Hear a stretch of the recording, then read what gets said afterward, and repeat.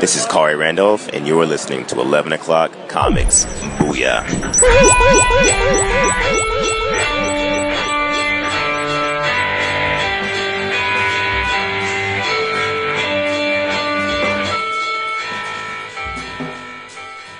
Succulent. It's like your little cute little plant.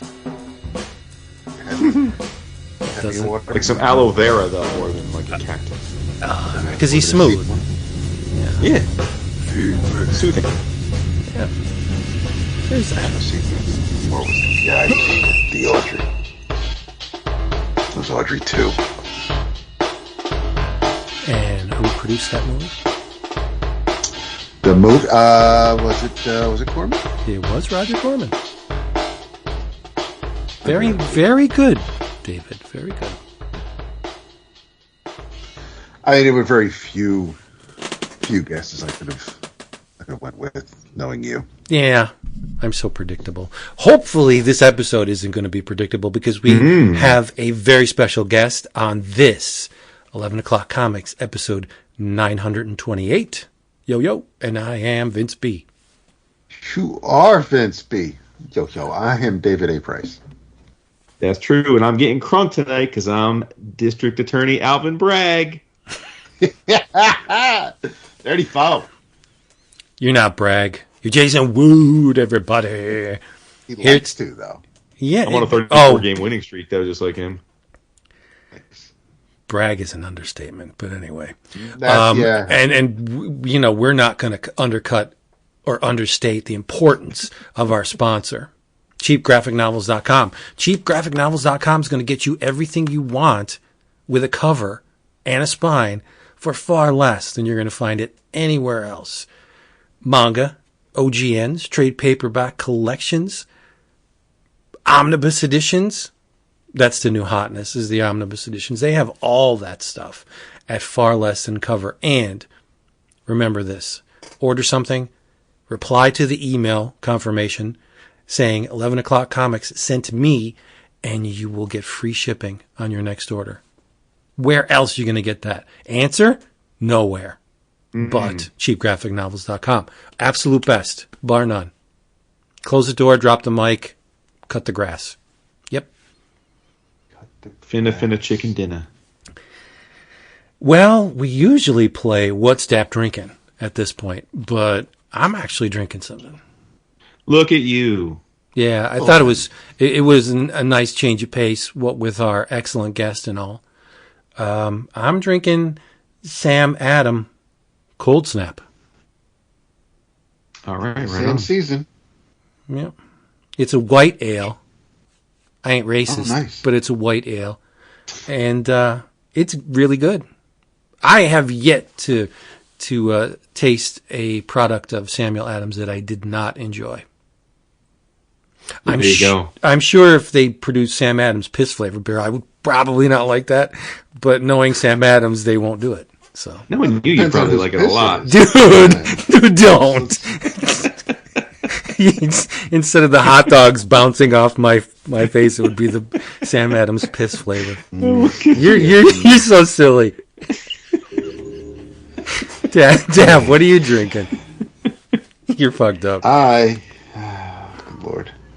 Well, I can thank our buddy and one of the fine folks who brings the fun in the meme channel, Mike, who went on a tasting a couple weeks ago to a few distilleries, one of which was Michter's, and he had a nice flight on display, and it reminded me that while the Michter's Unblended is my current all-time favorite whiskey, I've never tried the Michter's Rye, so I bought a bottle of that and figured not only for our guest, but because of today's happier news, I was going to have a glass. And so this is the Michter's Single Barrel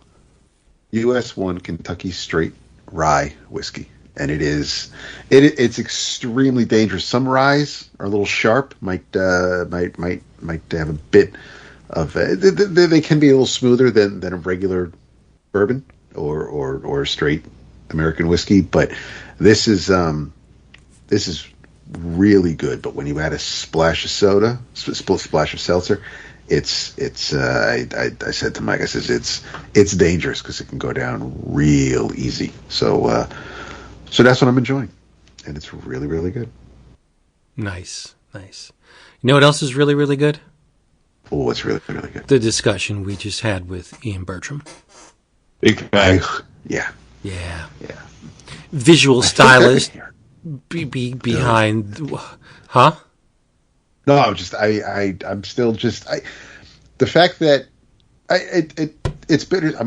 I'd love the fact that we got to read it before it comes out next week, but I kind of wish we got it earlier because I would have had more time to just kind of soak in the visuals on these pages, because the couple days we've had with it before we could talk to him didn't feel it was enough to see what's about. But I as much as I enjoyed Little Bird, and we all did, the Precious Metal is it's like it's another level. It's an amazing piece of work, and I hope it'll come through in the discussion. But I can't wait to see what people think about it next week when they get it in their hands. Well, there you go. We're going to talk to Ian Bertram right now, and don't leave, because we'll be back to clean up your mess. You are sloppy, and join us at the end. And as promised, we have a special guest joining us here tonight. This gentleman graduated from SVA in 2012 and pretty much immediately took the comics world by storm. I think I first took notice of his work on House of Penance over at Dark Horse, but it was a few years later in 2019 when he and his writing partner Darcy Van Poelgeest absolutely blew everybody and their minds with that dystopian tale that we now know as Little Bird. Of course, that went on to win the 2020 Eisner for Best Limited Series. And 4 lovely long years later, we're set to go back to that world in the upcoming Precious Metal, which hits stands next week, June 5th. Please welcome to the 4th chair, Mr. Ian Bertram. Hey, everyone. Damn, that is quite the intro. Thank you. Welcome aboard, man. It's great to have you. Yeah, it's going well. We've had the pleasure of knowing you via Felix, like meeting at the Felix dinners and the like for the last bunch of years at cons. But it's nice to finally have you on the podcast, and I think aptly timed, considering that Precious Metal is set to launch, and I shudder to ask how many hours of your life are in the pages that we got in this first issue that we were able to preview. Oh God, man, that is a depressing question. Someday, looking back, you can be like, "Damn, this is how you spent the time." Come on, man. No, I'm only mostly joking. A lot. So the first issue is 54 pages, I think. And I started that 4.5 years ago, maybe. And I think starting out, it was a little slower going because we were trying to build the world and everything. So that first issue probably took me about probably 8 months, honestly. Wow. But yeah, in total, the whole book took me about four years to draw all of it. But it's a big book. I think there's 280 pages of art. Oh, plus like design pages and then fun stuff that we're going to put in, like the back of the trade and stuff. The trade will probably be like 300 plus, which I'm excited about. So yeah, but it's been a while. It's a lot of work.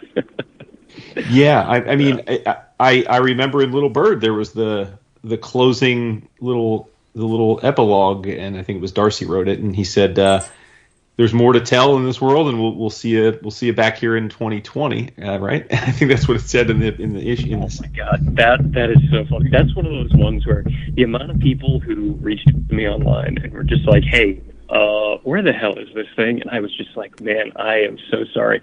It was one of those things where, honestly, I'm glad you brought that up, because I definitely feel like, I don't know, it's one of those ones where there's like, there's so many like, fantasy authors are famous for it, like Patrick Rothfuss and R.R. Martin. These people are just like, what are you doing? And like, what you really hope is that they've been working their absolute asses off trying to make the best thing that they possibly can. But what you deeply fear is that they've done nothing. You know what I mean? so like knowing in my own head, like we are working literally constantly. Like I'm going insane over here trying to do, like, just cram every single page with the most amount of world building I possibly can. Like that was a bit of solace, I guess. But yeah, no, we thought it. We were so young and beautiful and dumb. God, I was 27, I think, when.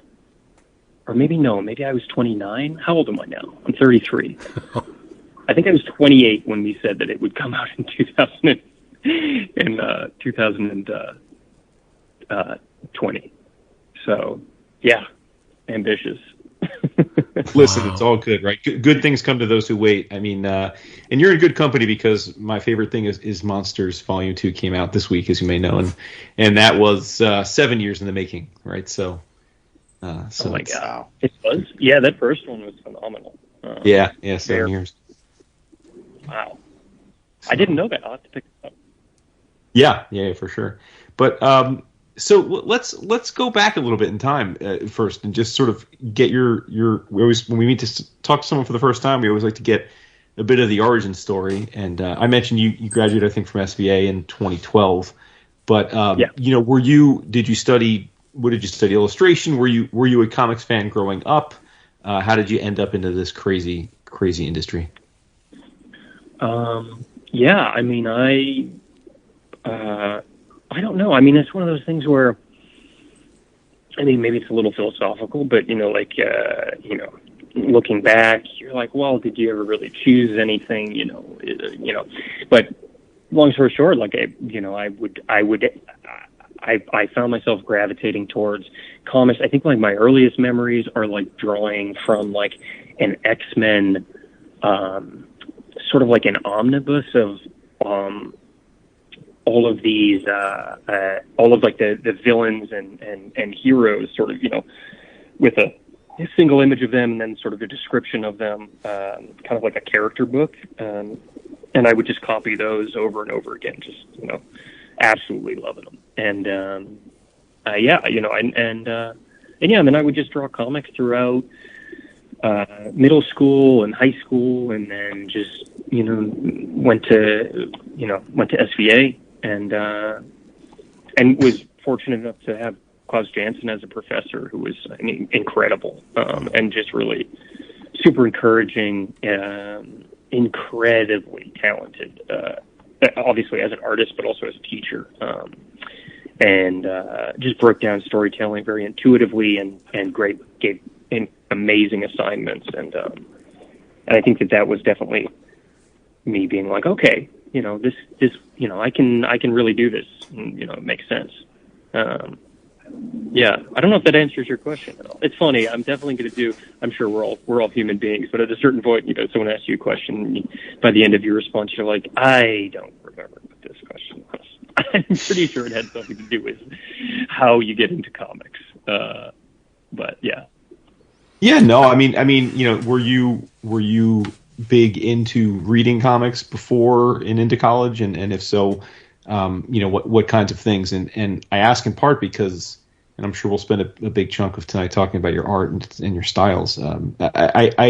There's such a European influence to your work, I think, and so and you're relatively young, so I have to ask, when and who, got you into that world of comics, because obviously it's hard to not see your work and think of people like Moebius, and I mean that in the most complimentary way, but it's like it doesn't. this doesn't, your art style doesn't look like someone who maybe, just grew up reading Marvel and DC, is my point. Yeah, no, it's funny you say that. So I think that there's like a very there's like a big turning point in my mind, which is when I was probably 18 and my first year in maybe I was a little older, maybe 19, but there was the New York Comic Con, and I think you used to be able to just kind of sneak in back then a little bit, and I forget how we did it. And I don't know if we snuck in or we traded a badge with someone who was there, and maybe it was that. Maybe we traded badges. I'm not sure, but I ended up getting into NYCC and just kind of wandering around and finding.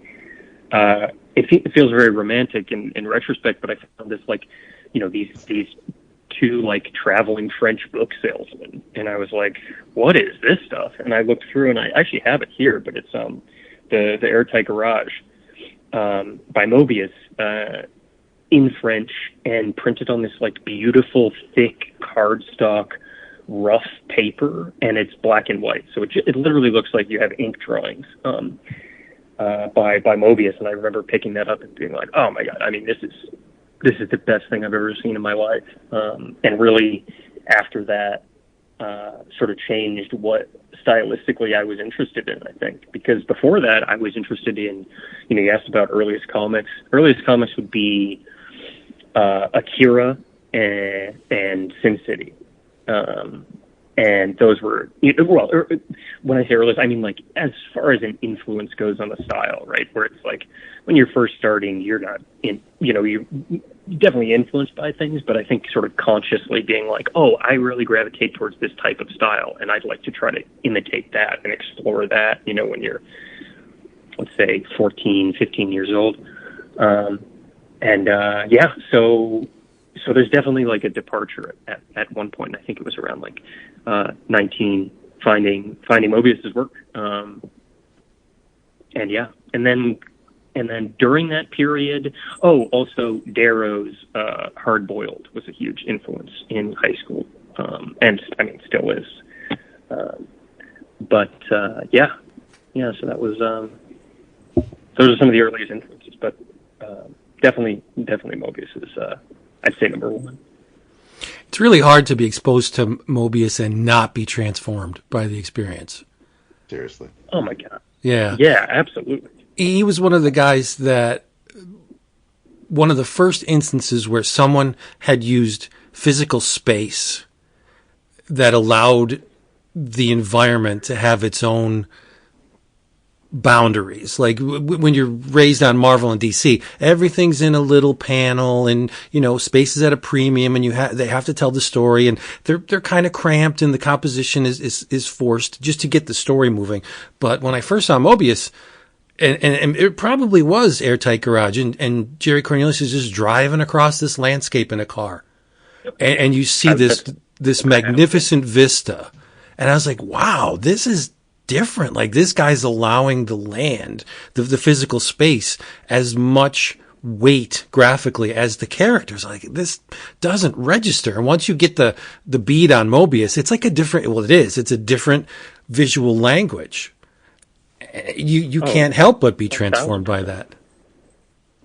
Yeah, I mean, absolutely. I mean, there's so many things that he does that was, in retrospect, you're like, well, of course, that's a thing that you could do. But specifically, the French style and Moebius' style where, you'd have someone just on a panel border walking into the panel, right?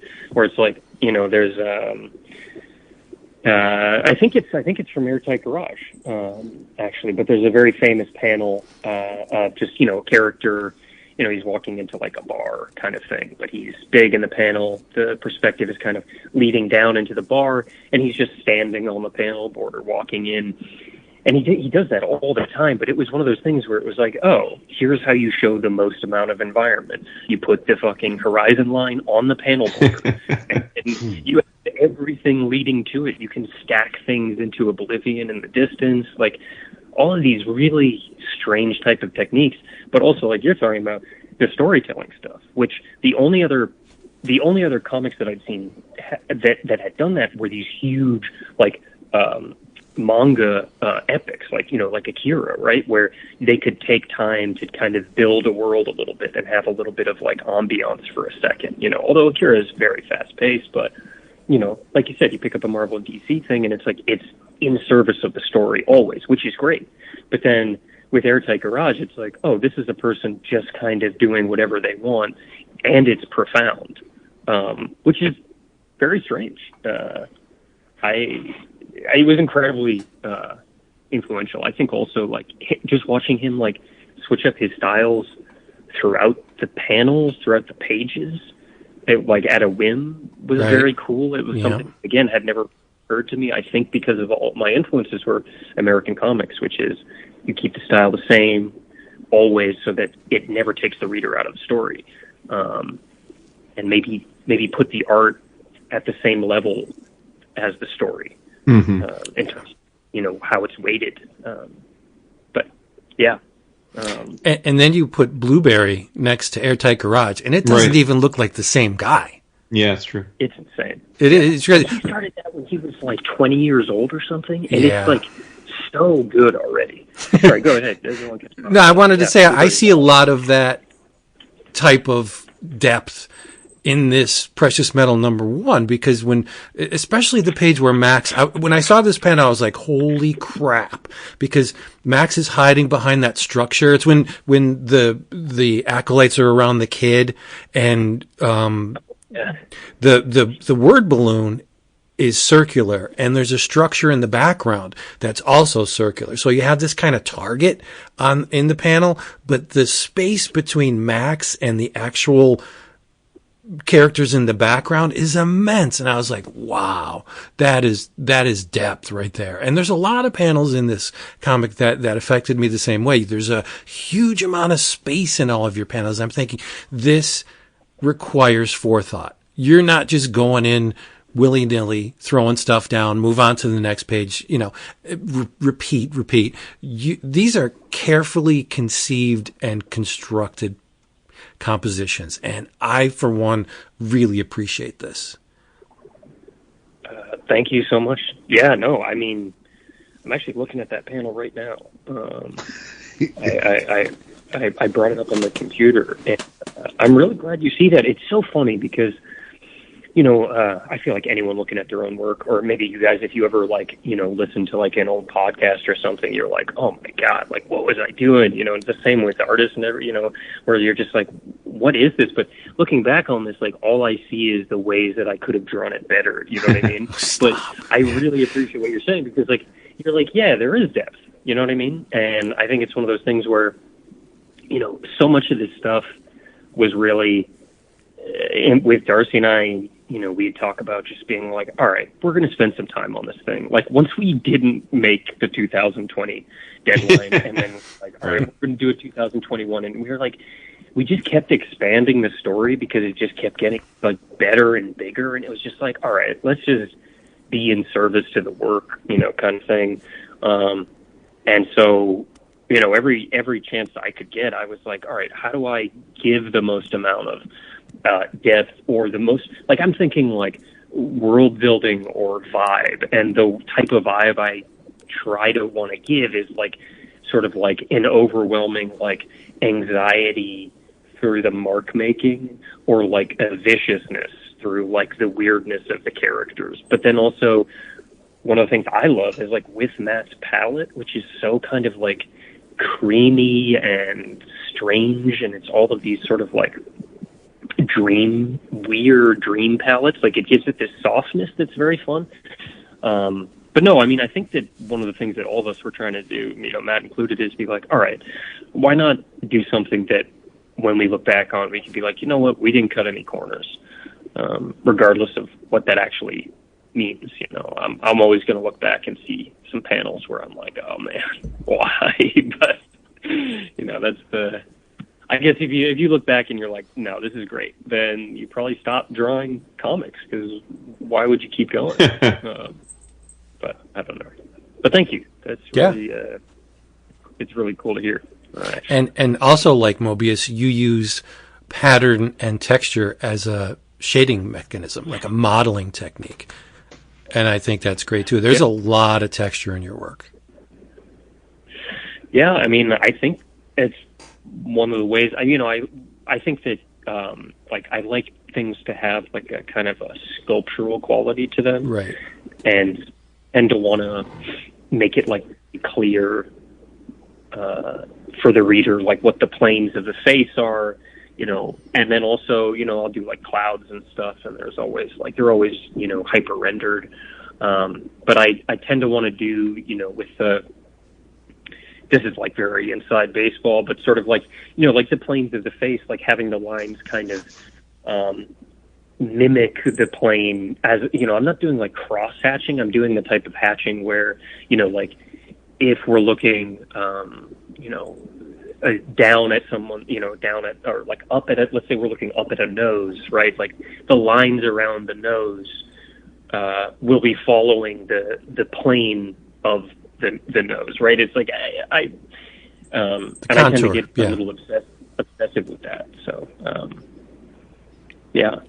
And I'm assuming that you and Matt work very closely, because a lot of illustrators would leave a lot of what you do to the colorist.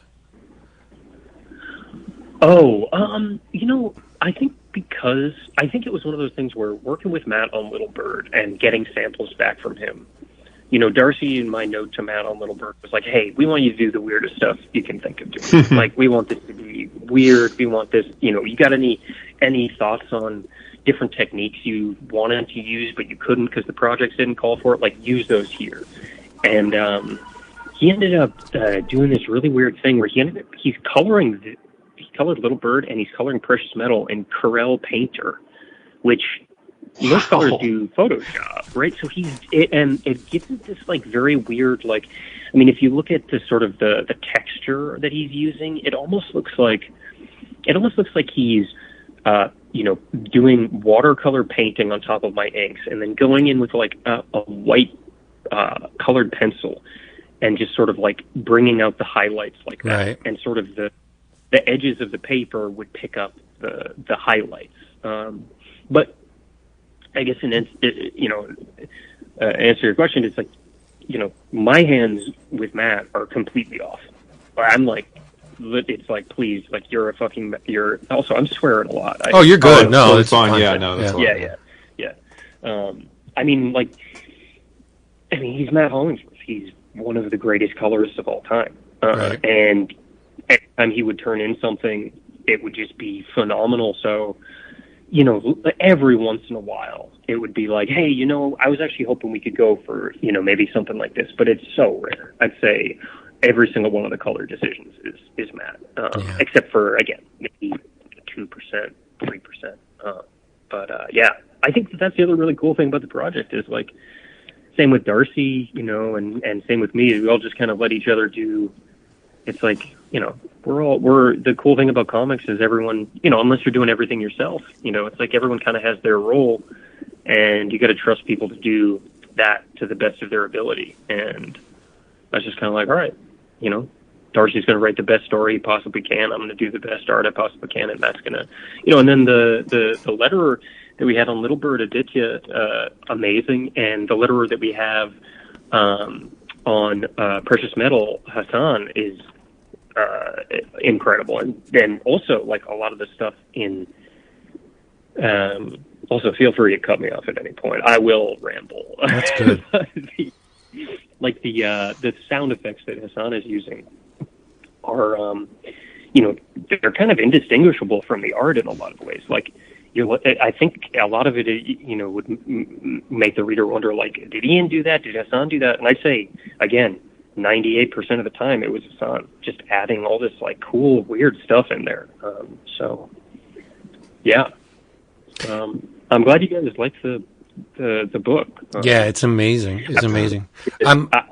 This is one of my first times. I just did an interview 2 days ago where I was talking about Precious Metal for the first time in 4 years with anyone. So, like, talking about it is very weird. I gotta be honest. Like, it's a strange thing, right? Like, people get into comics, I feel like, almost to avoid, they're like, just look at the book, you know what I mean? But it is also, like, weirdly fun to talk about it. I don't know. It's definitely strange. Yeah. It's funny that Matt uses Corel Painter.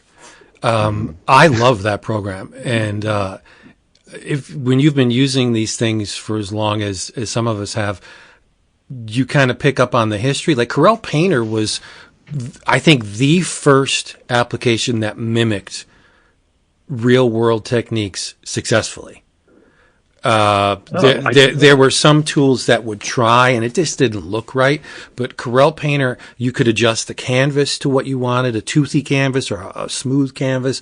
You could adjust the bleed on the paint or the watercolor. And I've always used Corel Paint, but it seemed to have fallen by the wayside now that you have apps on your phone that could do the same thing. But it was so wild. Yeah, no, Corel Painter is the progenitor. That's the one that instigated all this real world technique stuff. And I've always it's so easy to use. And I to be honest with you, I didn't even think they still made it. Like, I had no idea. That is so wild. What type of art do you make? Or well, I'm an illustrator, yeah. And back at where I worked for 23 years, we would add sparingly. We would add color to the illustrations. It was a distance learning company where let's look at the inside of a cat, and we had to render that. But they didn't have much money to print in full color, so we would just do spot color, right? Right. And I would use Corel Painter because you got a nice texture, and it felt more real than going into Photoshop and using like Kai's Power Tools and that garbage to put a texture on stuff. And I just kept it in my toolkit ever since. But again, the past, like, say 10 years, I haven't used it because I didn't even think they still made it. But it's a great program. It really is. They do. Yeah. That's so wild. It's so funny as you said that. I was like, I didn't know that you could adjust it so that you were essentially like, digitally painting on a toothy canvas. Oh, but yeah. That might be doing, literally. Like, and yeah. I have no idea. That is very cool. Well, next time you see Matt. Vince, if you're responsible for turning Ian into a digital artist, Felix is going to kill you. No, I don't think that's going to happen. But the next time you talk, Ian, the next time you talk to Matt, tell him that this is the finest work I've ever seen come out of Corel Painter. I will send him an email after this. Yeah, I'm very, very impressed. Yeah, man, he's wild. He's so talented. Some of the stuff, like, I think, so I finished drawing the issue 6 a little while ago, and getting his colors back on that, where, there's just some wild moments in that, where he's just going absolutely insane. Like, it's a little, it's a handful of months away before that'll be out on the shelves, but I'm excited for people to see that. I think especially some of the stuff he's doing, and knowing that it's in Corel Painter, and especially because about Corel Painter, and what its like limitations were the last time you were using it, mm-hmm. and to look at what you're doing with it and be like, I'm sorry, what is this? Like, how is this even possible? It doesn't look like there's any limitations to the program anymore, because his work is just yikes. It's phenomenal. Yeah. Yeah, he's great, dude. Yeah. Yeah. This book, like you said, it's you're taking us places in the first issue. For those that don't, so we should probably set this up. We're kind of making assumptions to the listeners. Precious Metal is a prequel of Little Bird. It's 35 years, right? Yeah, 35 years before the events of Little Bird.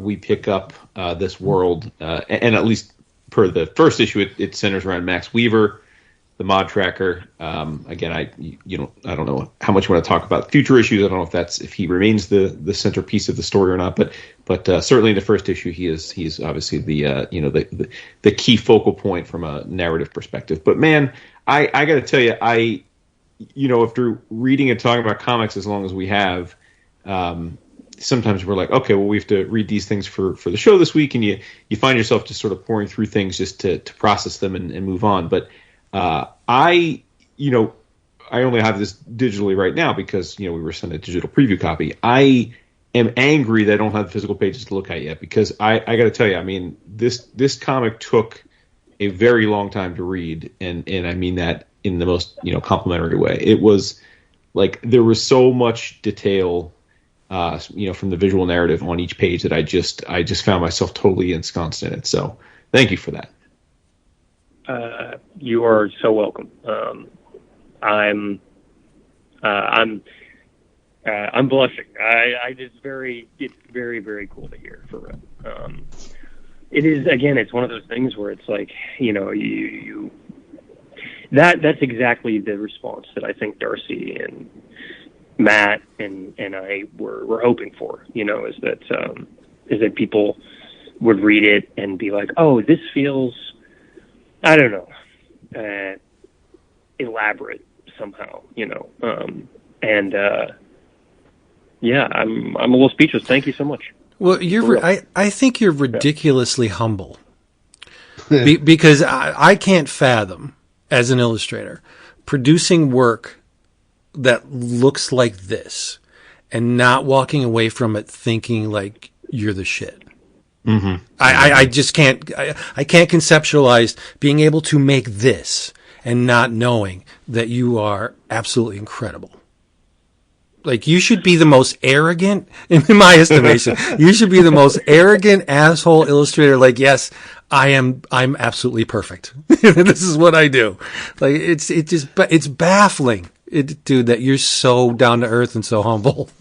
And an artist who can't hold a candle to the work on these pages who do act as if their shit don't stink, and they are God's gift to comics. This is crazy. The pages you shared at that dinner, of course, black and white, out of context. I was just in awe of the line work on the page and the detail and something to really, really look forward to. And now reading the preview, and forgetting what you showed me, but I just, on its own as a first issue, it's exciting. It grabs you and doesn't let go.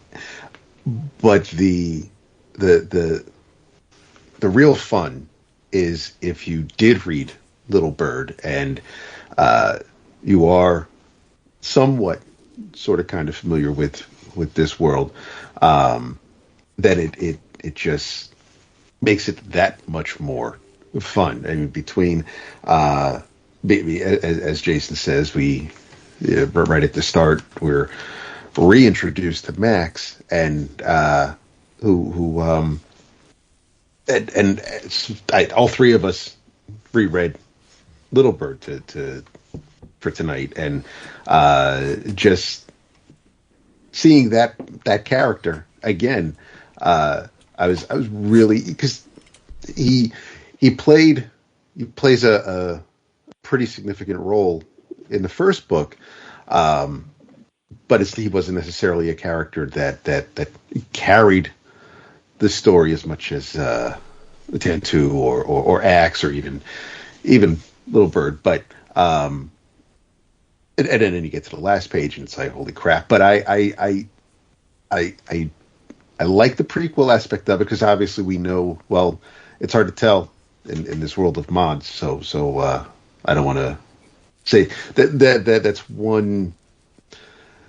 It's not necessarily an issue I have with flashback stories, but there's it's hard for me at times, depending on the story, depending on the character. Because obviously, if Batman's telling a flashback story, there's no real danger to the character, because he's got to live to tell the tale that he's sharing with you, and it's also Batman, so he's not like he's going to die in the middle of the story. So, they're but again, this is a world where you don't know what could happen. So, I'm not getting hung up on that. But was the LBU something you and Darcy were thinking about when you first thought of Little Bird, or was it, or once you realized Little Bird was a hit, that you guys would be able to spend some more time in this world, regardless of whether you were going into the past or towards the future, or picking up right after the events of Little Bird? I read the back matter after first issue of Precious Metal, but I'm fascinated to find out why, or if it was always, there's so much here, you guys just want to keep building on it, or if you're just like, listen, folks seem to dig it, so let's just tell another story with these characters. I mean, Darcy has so many stories in the Little Bird universe. In an ideal world, we will tell them all. I can't make any promises, but yeah, I honestly, that's a very good question. I know that Darcy had this story in mind before we finished Little Bird, but I guess the question of would we have done this story if Little Bird hadn't done this and people hadn't liked it or responded to it, I'm not sure, honestly. Like, I love working with Darcy, so I was going to work with him on the next project after Little Bird, regardless of maybe the response to Little Bird, if people didn't like it or whatever. But I think it was one of those things where it just kind of fell in exactly right, given where we were at in our lives and sort of what kind of stories we wanted to tell. And I think the idea, I don't want to put words in your mouth, but I can only say for myself, I'm wary of prequels, right? I'm like, okay, what are we doing here, right? Like, you did the thing. You want us to now about how you did the thing? And I think one of the things that's exciting about this is that, like, truly, there are some very weird things in this book that I think are not to be expected in any way. And sort of, there's a lot of questions about what's, oh man, I wish I could, it's just issue, I wish I could say more, but I think that, I think my hope and Darcy's hope is that everyone's welcome to think about it as a prequel, but that it's very much its own story, and Little Bird is related to it because they're in similar worlds and contain similar characters, but that they're also very distinct, hopefully. But yeah, does Darcy have a map somewhere on a whiteboard? Because I can only imagine, obviously, with Little Bird taking place in Canada, and this starts off in New Empire, USA. I'm just curious to know just how big the world is, or where everybody is located. Like, because a lot of us also tend to enjoy stories where, like any random issue of Conan, where you've got the whole map of everywhere that Conan can see. I'm curious to know where Little Bird took place in relation to where Max is getting smacked around at the bar at the beginning of Precious Metal. It is very fun that you mentioned that, because one of the things that Darcy and I both love is, like, at the beginning of a fantasy book, or, if you're talking about like a Conan book, where you get like a map, right? Lord of the Rings. It's like, all right, this is where the things are. This is how they're related to each other. And one of the things I want to do for the trade is to do, as you read Precious Metal, I think the idea that I have in mind will make more sense given the narrative, like what happens within the narrative, but definitely plan on doing a map style thing that will be included in the trade, where people can understand the locations of sort of the different pieces and the moving pieces and stuff. And in terms of the scope, I mean, I keep joking with Darcy that we got to do something in space because, frankly, I mean, it's the future. Like, what's going on in outer space? Like, I mean, this seems to be Earth, right? I certainly think of it as Earth, and it's Canada, so it has to be Earth. But like, what are we working with? I think that one of the cool things is that like, if we can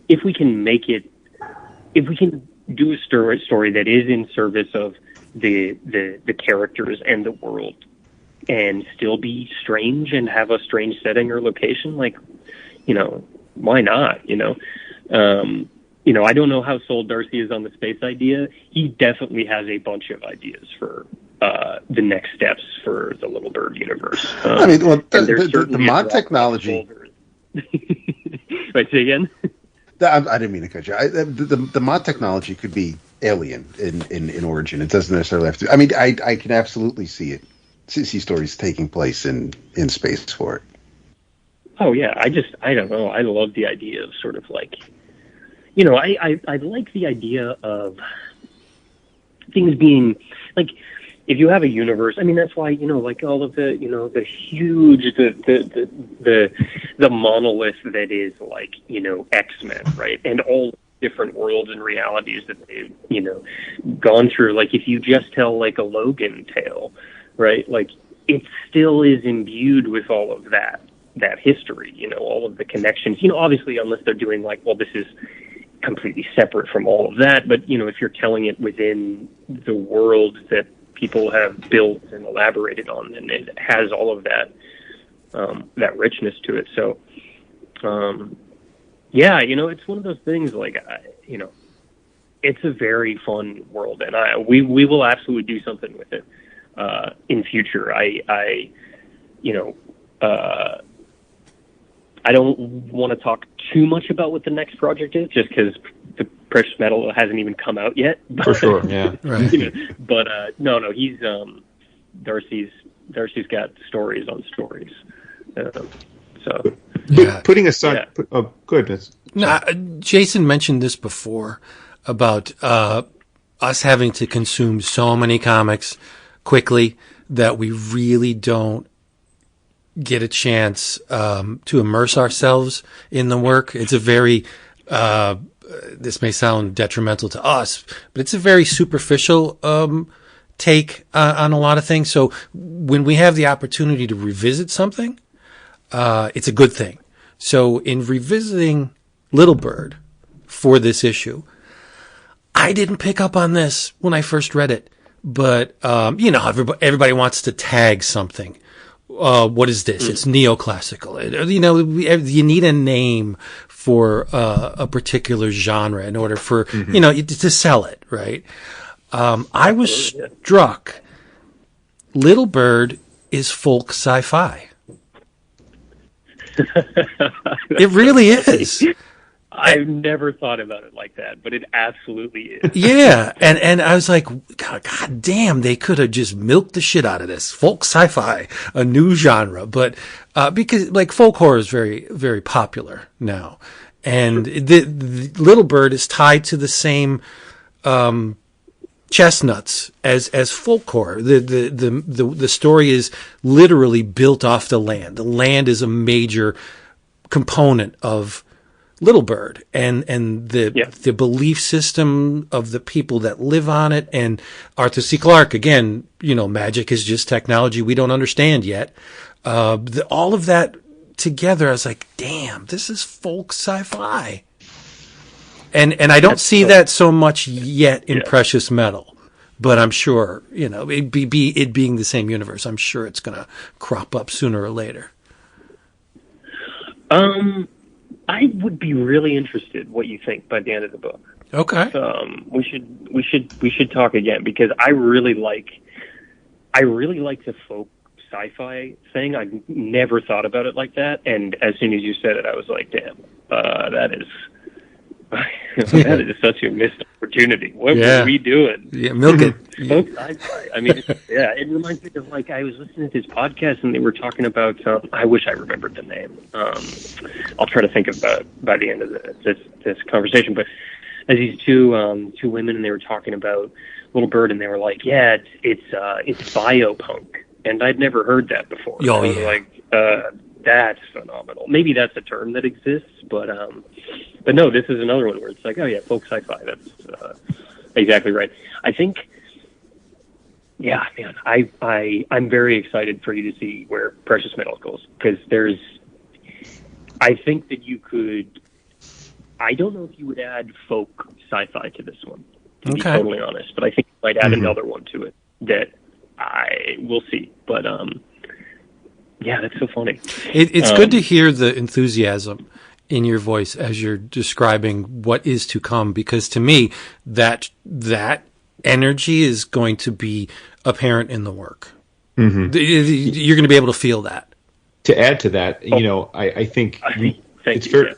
It's fair to say we have, just I think by the nature of the industry, we tend to have, I think, writers are more apt to come on and chat, right? Like that's like they seem to be more, and I think a lot. We've talked a lot over the years about the strange dichotomy of having a collaborative partner in comics, is that like Darcy, if you wanted to, could cheat on you pretty easily, right? Like a writer can write multiple scripts and things at once. Many comic writers write 5 or 6 comics a month. But you, Ian, as the illustrator, like you're pot committed. You're in a committed long-term relationship with this project and the writer. Like, you don't get to sort of dabble with the side. You don't get to make you don't get to have like a garage side band and do a side project for a year. Like you're in it. So I mean, I guess it speaks for itself that since you went back to the well to do another project, that the relationship started off well. But how would you, do you ever think about like the dynamic of basically, committing yourself, for lack of a better way to describe it, to, Darcy as your partner for, if you have something in the works with him again, is it you're alluding to, a decade plus? I mean, what, and how have you found your relationship with him? I assume by now you guys have become much closer and like genuine friends, but I don't know at the start if you knew him and how well you knew him and maybe how that's evolved.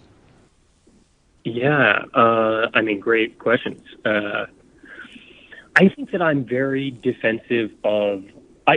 With Darcy, I'm very defensive of other artists. When I see if I see like a writer taking advantage of an artist or something, or kind of like you're talking about, the artists are all monogamous creatures who are just like this is my one, this is my main person, and then absolutely the writers are running around and doing all of that, and I think that.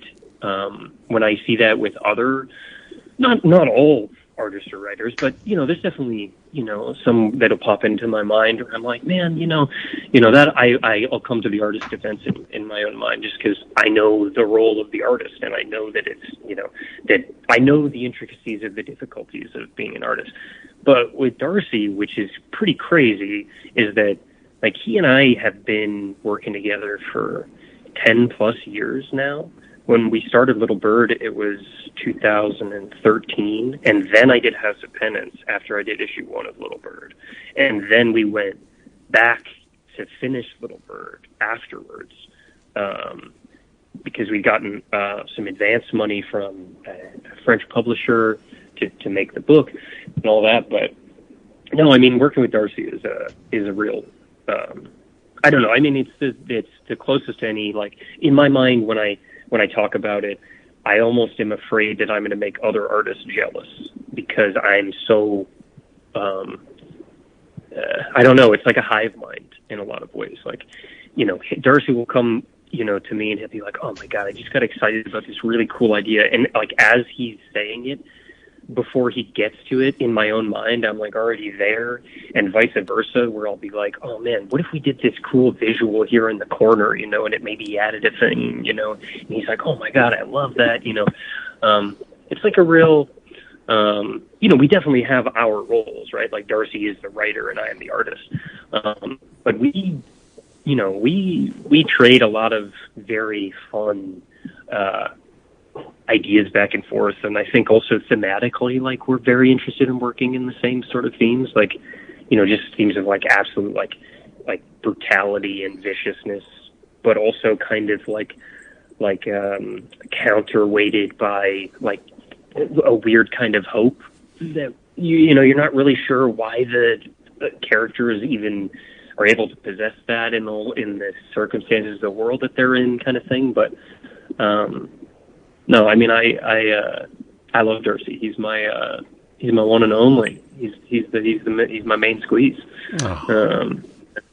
Like a true, also like as a human being, a fantastic person. And he and I are absolutely best friends.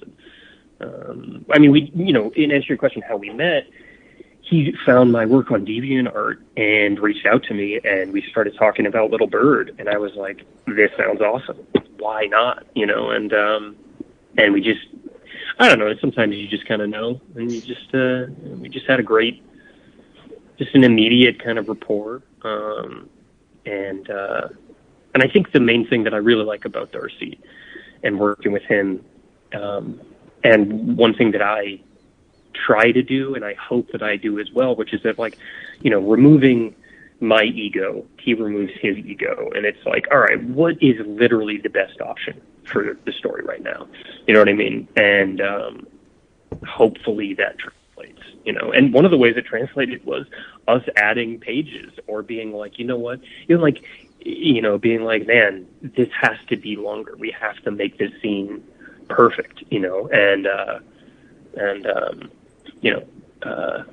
so yeah. I also think, I want to like make it very clear about sort of like the roles that we're working in, because I remember I read some interview about, I think it was Little Bird or something, where maybe it was a review where someone was like, it's very clear, that Bertram is doing all this work here and there. It's right. like, come on. I think that one of the things, especially with like in issue 1, is that, like, issue 1 is issue 1 of 6 issues. It is setting up the world of a comic. Like, the idea that if you pick up an issue 1 and the only thing that brings you into, or the thing that mostly brings you into the world is the writing, then you're looking at a very different type of story. You know what I mean? Which is great. But also, if you pick up a book and you really love the artwork, like, I feel like that's the thing that's going to bring you into it.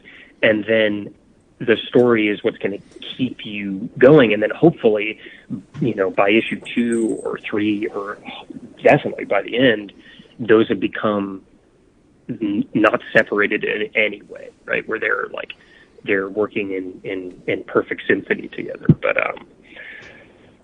that's certainly rambling. But no. I don't even ask me. Maybe you just made an observation, and I. But no, working with Darcy is a real pleasure. And I hope he listens to this and he knows about it. When you have to put so much time into a project, and again, it's, taking up a big chunk, a couple of years of your life, I presume in order to stay sane and get away from the drawing table, at least for a few hours a day, you do other things. And I know, as we mentioned earlier, I mean, we met sort of before we were into your comics. We met you through our mutual friendship with Felix. He's our art rep, and we've had some dinners together, and I have seen, I am an art collector as well, and so I have seen, the litany of gobsmacking art that that's come from your hands through the years, through that way. But do you you've done some, like, for those that don't know, you and some other of your Felix crew, you guys do, when you have the chance, you take on commission requests that are, can be just absolutely, massive, these wall power pieces, or a lot of time, commissioners will give you the option of artist choice. And I've seen a bunch of your artist choice. So is doing these kinds of commissions, or maybe any other art that you're into, an escape for you when you need a break? Is that do you have other artistic outlets when you're not drawing the comic? Yeah, I mean, first of all, shout out to Felix, the God. I mean, right. Incredible.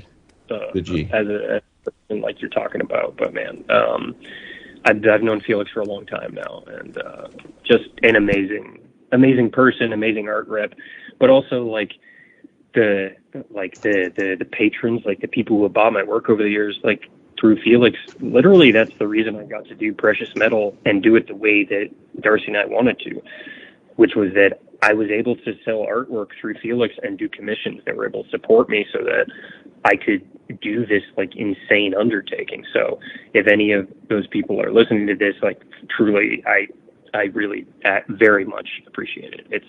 life changing. Yeah, and then with the commission stuff, like artistic sort of avenues for like release, as opposed to this like the sort of the more narrower confines of comics. I mean, I do for myself huge paintings and drawings, Nice. and I have for a long time. And the artist choice commissions are kind of an extension of that, where Felix, I reached out to Felix at one point years ago, and I was like, man, like I just love doing these big paintings and big pieces. Like I would love to take those on as commissions. I know it's kind of weird, but if someone wanted that, I'd totally be up for that. And a few people did, and I was just like, all right, I'm going to make sure these are the best things I've ever drawn, because people are taking a chance on this, and I really enjoy it. And those are very, very fun for me. But I go back and forth, like I did an Evangelion commission for an amazing collector, and that was really fun to work in. Like I hadn't even seen Evangelion, and then I watched it, and I was like, what have I been doing with my life? This is incredible. I mean, obviously it's incredible. It stood the test of time. Everyone loves it. I was like, what the fuck? This is so good.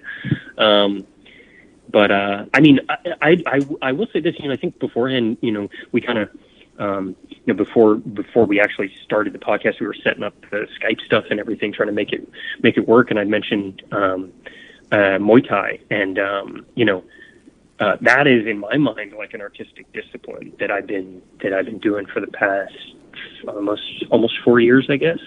And I just love it. And I think it's one of those things where I'm an absolute beginner at it, right? Like 4 years is nothing. Like, there's people who I train with, who I spar with, that have been doing it 10, 15 years, and they're so much better than me. And then there's people who, there's the Thai fighters who have been, have like 200 fights by the time they're 12 years old. Like, that is the highest level, and there's a bunch of competitors around the world who are amazing. But I guess what I've really enjoyed about that is that, like, the beginner mindset of being like, oh, I'm a sponge, I'll just soak up all of the, there's just nothing but huge jumps to make in terms of improvement. And I think one of the things about, drawing for a long time and especially doing comics for a long time is that, like, you absolutely try to improve yourself constantly, but the ways in which you can improve become less and less immediately apparent. You know what I mean? Mm-hmm. Like when you first start drawing, you're like, oh, I can't draw a building. Let me try to do that. Right. And then you're like, I can't draw a foot. Let me draw a foot. And now in my mind, it's like, I can kind of draw most things, like I would absolutely struggle to draw like a panther out of my own head 100%. So maybe I could concentrate on panther drawings for a while, but like, but I guess one of the things that's really fun about the commissions and the artist choice stuff is that maybe the beginner mindset has less to do with the artist choice, but a lot of the commissions, people will ask me for really weird stuff, like the Evangelion piece, where it's like, I don't draw mech robots. I don't think I've ever drawn a mech robot before. And I loved it. It was so fun. So, I guess, doing big work. I keep pretty elaborate and insane sketchbooks that someday I'll collect into some sort of thing and publish. But I have about 4 of those done at this point, all like painted and intricate drawings and stuff. Maybe if you guys come to NYCC this year, which I maybe I'll bring. Maybe. Excuse me. Yeah, when you are there, I'll bring the sketchbooks and I'll show them to you. I love it. That would be awesome. Yeah, that would be awesome. Yeah, hell yeah. I'm looking at this page. If I had unlimited funds, like Jason. Shout out to Jason. Yeah. What a real one. I would commission a run of vinyl figures of the Eye Guy from the first issue of Precious Metal. Oh, yeah. I love this character. Thanks. Can you imagine that in vinyl? That would be stunning. You're right. I would love that. If that's ever a thing, that would be phenomenal. Let's make it happen. Kickstart it. Let's make it happen. I love it. Hey, he could talk to McLean, right? Andrew McLean's the master of these vinyls. I'm sure he's got a hookup. I'm sure. Yeah, I think it's one of those things about like sort of the amount of time that I'm interested in investing in it versus drawing comics. It's one of those things where like if I could just like hire a toy person and they would be like, I'll handle all of it, or we could work on some. I mean, we'll maybe someday. Oh yeah, that's how it works. You don't actually have to sculpt it. You just give somebody the front, back, and side views, and then some sculptor more talented than you will choose. You don't think Andrew McLean is sculpting those things, do you? No. I think I phrased that wrong. What I mean? No, not you, Jason. I don't want to be emailing back and forth with okay. Like, gotcha. I know I'd have to reach out to someone for them to sculpt it, but I don't like the idea of having to be like, how's it going? And they're like, it's good. It's horrible to me. I just want to draw comics, man. I'll take care of it. I think that's the other thing too, is that like, you mentioned that, you'll have writers on, or writers seem to be more interested in doing podcasts where it's like, yeah, I think a lot of being a writer in comics is being, the promotional arm of the comics, because artists, we just want to draw the comics. But then also, like, honestly, I'm having a great time, just kind of chit-chatting. But also, like, I don't think this is what most interviews or podcasts are like. I think, like, just kind of hanging out and shooting the shit is, I think, I don't know, I it's a roundabout way of saying it, but I'm having a good time just hanging out, talking. Oh, appreciate that. Likewise. Also, I joke with my partner all the time, and she'll say it, but I'm a real sucker for a compliment. So I really, I'm by all the nice things you've all said about the work and stuff. So thank you. The eyeball guy was definitely one of those. Also, if you let me know, if we need to dip, I got time. But the eyeball character is one of those ones where I intentionally, and I actually talked with Trad about this, because we'll both do this same thing where it's this weird kind of twisted psychology where it's like, all right, I know for a fact I don't want to draw this character for an entire book because this is the most complicated character design I can think of, and it's going to take me so long to do it. But as soon as that thought entered into my head, I was like, well, now I have to do it. You know what I mean? I don't even know what to do with that, but I'm glad you guys. Yeah, I love this character. And it's kind of funny how the forearms don't have the scaly bits on it. So it's like, yeah, I'm going to leave a little bit of dead spots. I don't know what to do. Yeah, I do like the idea of sort of like just him wearing like flesh gloves for hands. Like, so nice. I don't even know if they're actually like hands, or if he's just like, I'm a kind of like a person. And he's just like, he's like, yeah, I want some hands, so I made myself some hand gloves. Yeah. and he completely opens up and envelops the human being. Like, what's better? That's great. It's true. Yeah. Exactly. Yeah. Yeah, he's a fun character. Honestly, a lot of them are. There's some. We got in issue 1. There's the big bad that shows up, and man, that is a fun character. And let me tell you, there's some wild stuff that's going to be going on with that guy. Yeah, just I don't know. I mean, you said enthusiastic, and I like that word because like I think one of the things is that like I want people to read the first issue and be like, oh, I really love where this is going, but also like there's a lot of trust in buying a second issue. You know what I mean? Where you're like you buy it because you're like I trust that this is going somewhere, and that trust is based on how much you like the first issue, but also it is sometimes nice to hear that like the people making it are like, oh my god, like there's a lot of fun stuff, so right. I look forward to, especially in terms of if you just want to watch like an artist who has, in maybe the most cliche way suffered for the work, like there's more suffering every issue. Like it gets more and more crazy every issue to the point where, like the most cliched artistic suffering is definitely happening by the end. So suffering's awesome. You artists all seem to share that tendency. Yeah. Ian, so like with your process though, the way obviously the way you're describing it, I mean, are you the kind of artist who will have a page, 2/3 drawn and just crumple it up and throw it away and start over? Or do you work with, are you at this point, or at least you're from some level of sanity, you're like, well, I'll work with what's here and, try and make it something. I'm just curious your process there. I tend to really nail down the thumbnails.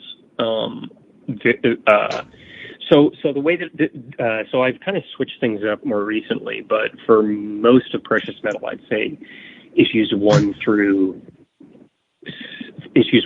5 is doing a process where I do a small thumbnail, and then I would essentially draw that thumbnail bigger on like an 18. All the pages are 18 by 24, so I would draw like a rough on an 18 by 24 piece of paper, essentially, of all the panels and the characters in the panels, and then I would trace that rough onto another page where it would be, and then I would go in and refine the pencils and add like background details and all this stuff, and then I would ink on top of that. So by the time I would get to that page, by the time I get to the part where I'm actually inking, like I'd have enough moments to be like, that's not working kind of thing.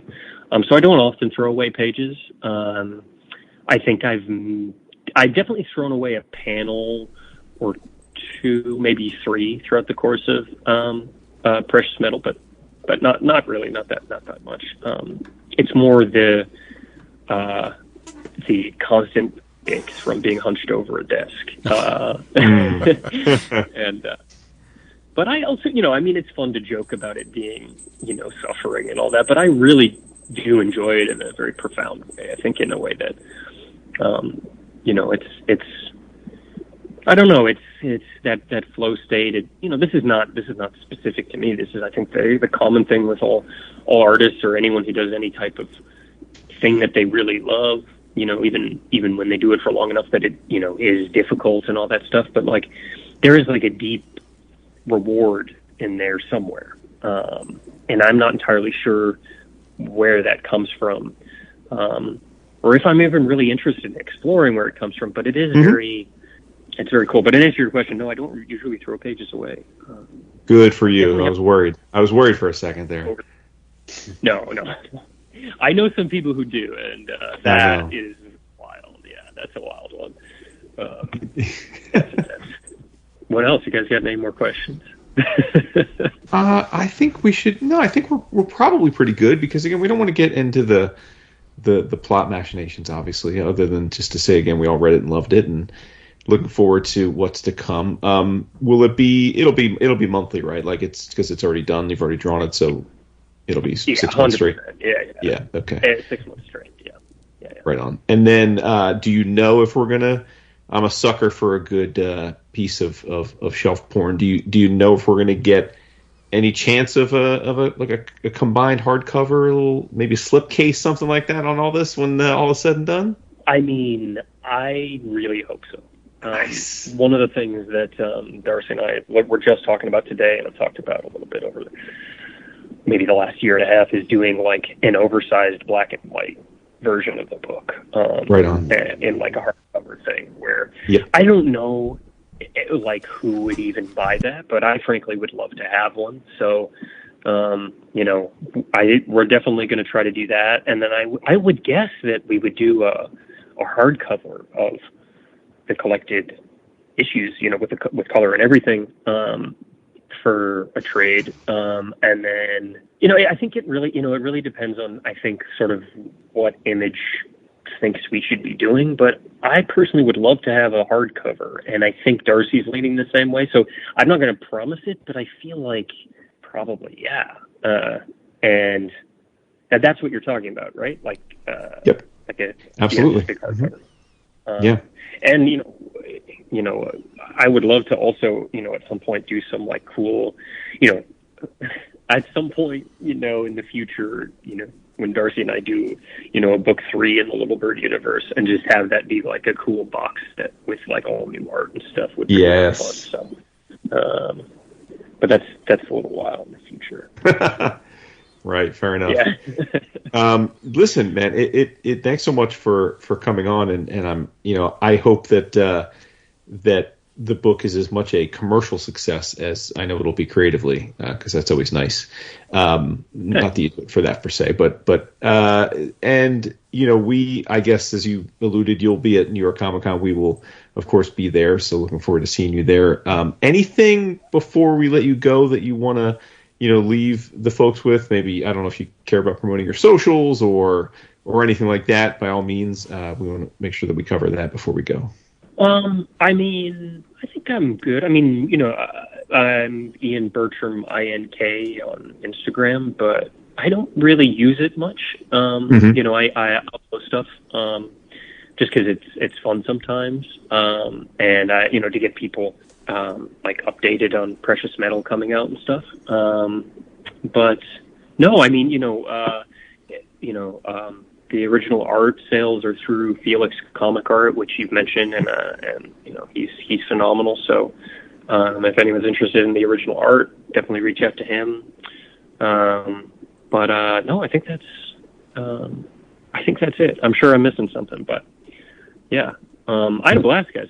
Thank you so much. This was truly very fun. Yeah, man. No, thank you. Hopefully we can get you to come to some other cons. We're heading off to Heroes Con in 2 weeks, and I know Felix will be there. You got to make it down there if your schedule permits.